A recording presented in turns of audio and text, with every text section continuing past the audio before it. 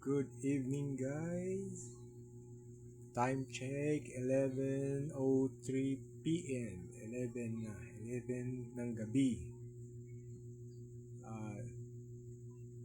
July 13, 2026. Magto 2 months na yung 2 months, 3 months. Magti 3 months na yata yung solar panel setup ko at from 7 AM hanggang 11:03 still functioning pa rin siya. Solar pa rin tayo, 73 load lang tayo, more on ilaw na 15 watts at 12 watts na electric fan at may clip fan sa taas, so 12.7.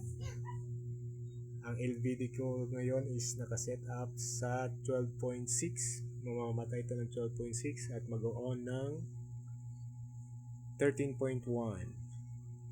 So good condition pa rin yung battery natin kasi umaabot siya ng 11 PM. 11 PM ng gabi. So napakaganda, napakasulit. 24,000 setup aparatus, 24 setup, 24,000, 8,000 na solar panel, 610 watts at 14,000 na 12 volts battery. 100 ampere lang yung battery ko, 14,000 pesos yan.